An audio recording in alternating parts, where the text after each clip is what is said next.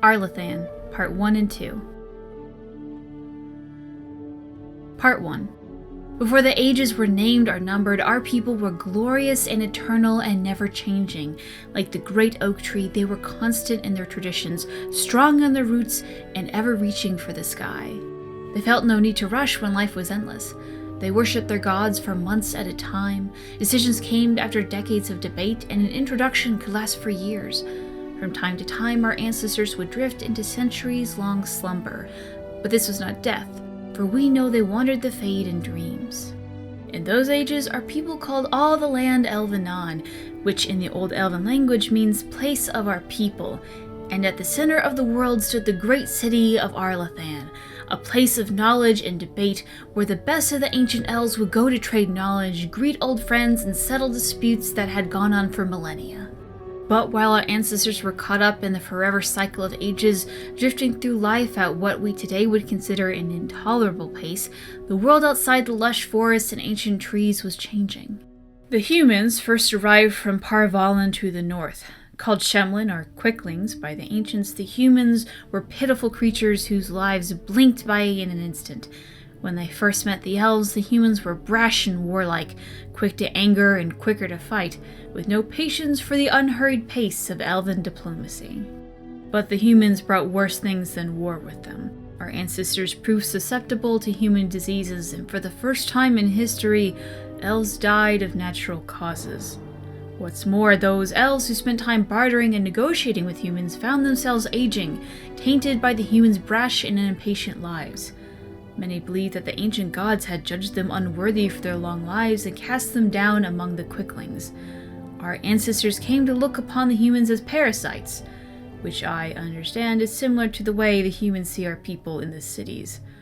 The ancient elves immediately moved to close Elvenan off from the humans for fear that this quickening effect would crumble the civilization. The Fall of Arlathan, as told by Gisharel, keeper of the Ralefarian clan of the Dalish Elves. Part 2. You ask what happened to Arlathan? Sadly, we do not know. Even those of us who keep the ancient lore have no record of what truly happened. What we have are accounts of the days before the fall and a fable of the whims of the gods. The human world was changing even as the elves slept. Clans and tribes gave way to a powerful empire called Tevinter, which, and for what reason we do not know, moved to conquer Elvenan. When they breached the great city of Arlathan, our people, fearful of disease and loss of immortality, chose to flee rather than fight. With magic, demons, and even dragons at their behest, the Tevinter Imperium marched easily through Arlathan, destroying homes and galleries and amphitheaters that had stood for ages. Our people were corralled as slaves, and human contact quickened their veins until every captured elf turned mortal. The elves called to the ancient gods, but there was no answer.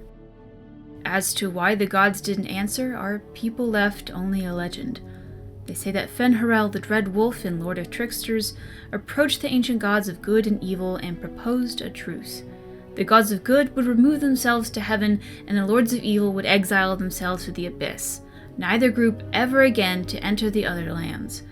But the gods did not know that Fen'Harel had planned to betray them, and by the time they realized the Dread Wolf's treachery, they were sealed in their respective realms, never again to interact with the mortal world.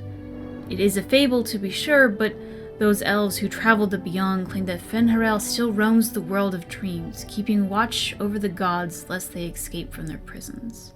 Whatever the case, Arlathan had fallen to the very humans our people had once considered mere pests. It is said that the Tevinter Magisters used their great destructive power to force the very ground to swallow Arlathan whole, destroying eons of collected knowledge, culture, and art. The whole of elven lore left only to memory. The Fall of Arlathan, as told by Gisharel, keeper of the Ralefarian clan of the Dalish Elves.